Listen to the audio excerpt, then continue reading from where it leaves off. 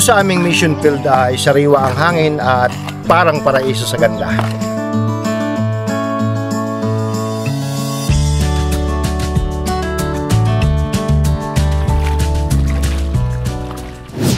Kaso pahirapan nga lang kami sa tubig kasi sa held balon at sa bomba lang kami nakakakuha. At kung malayo ka sa balon ay kailangan mo talaga magpawis para makakuha ng tubig na pang-inumin, panghugas, pangligo at panglaba. Katulad po ng aming tatlong nanay na nakilala na mahigit 80 na.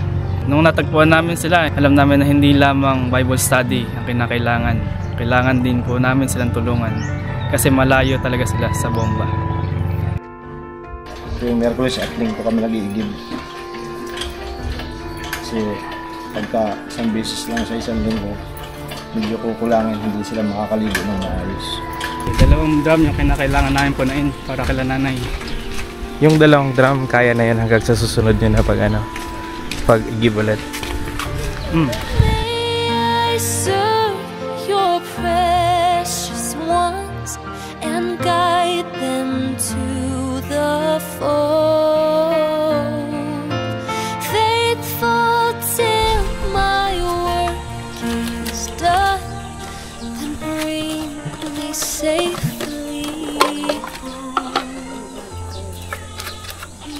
Place my feet.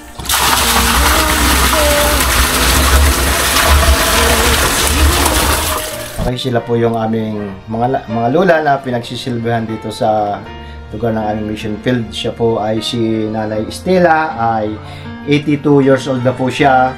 At si Nanay Garda, 89 years old na po. At si Nanay Nedy po ay 87 years old.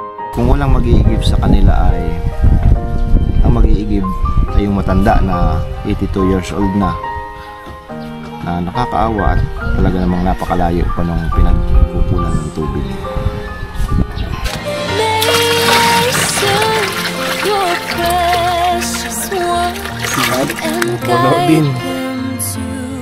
Natutuwa ba kayo sa ginagawa ng ating mga missionaries? Ako, salamat. Walang hanggan doong salamat sa kasalamatan.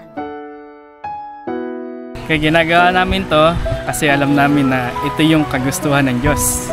And also, we are doing this because we are trained to help those who are in need as a missionary.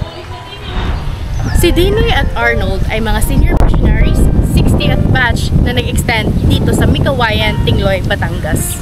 Hindi lang pag-iigib ang ginagawa nila dito sa field.